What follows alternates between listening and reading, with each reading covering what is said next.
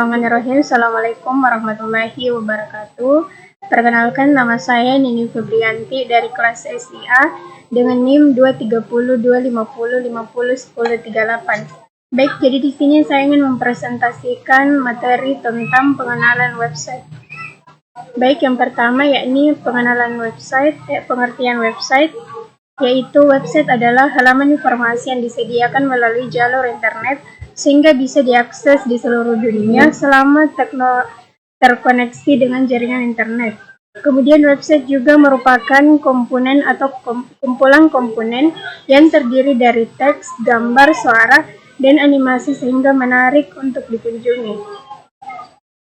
Kemudian setiap website juga dibuat untuk tujuan tertentu, misalnya pengenalan sebuah brand bisnis, media berita, hiburan, serta sarana pendidikan hingga media sosial.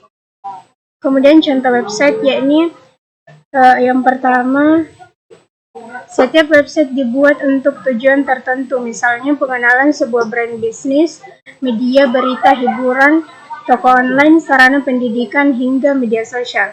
Kemudian yang kedua, untuk mengunjungi website kita membutuhkan sebuah perangkat seperti smartphone atau komputer yang diakses melalui link Uniform Resource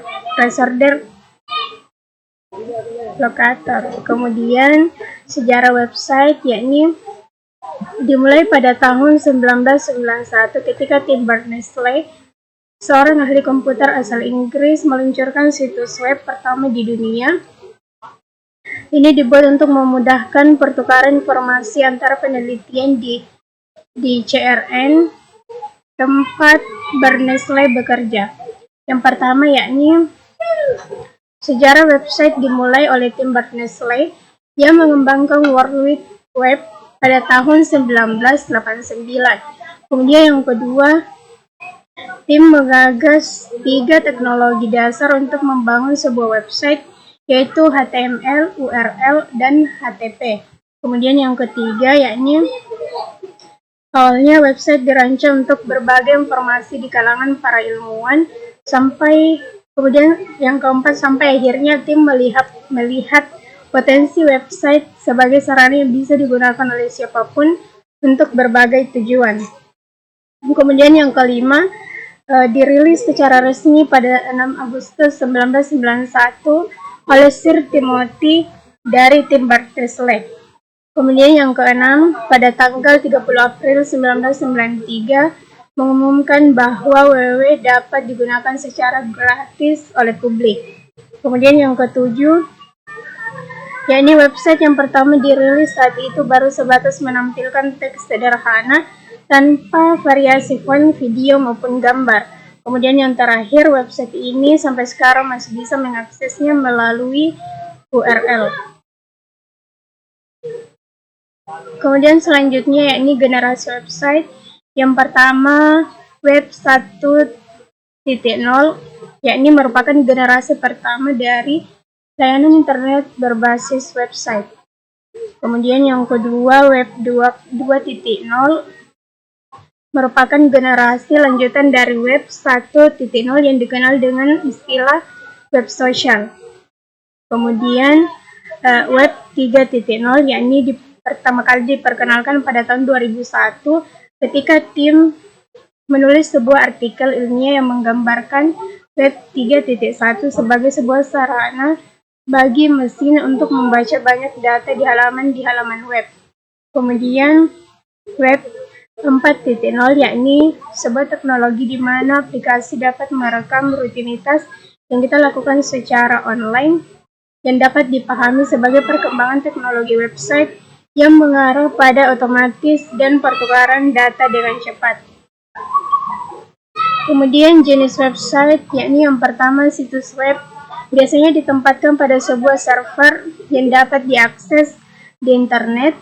Kemudian yang kedua, sebuah sistem web pada umumnya dapat diakses oleh semua orang yang terhubung pada jaringan internet.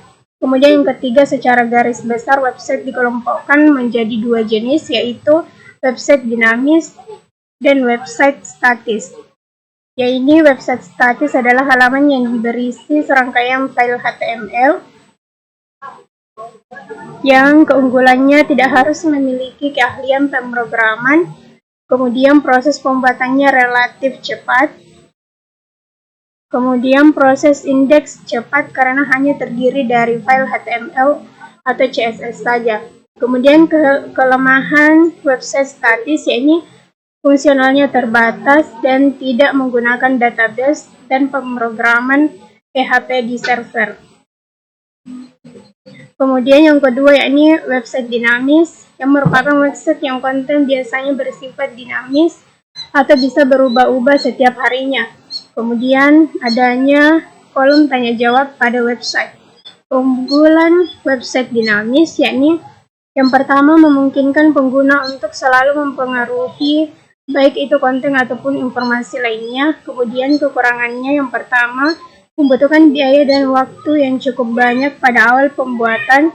Yang kedua membutuhkan hosting yang cukup besar untuk membantu menyimpan file web.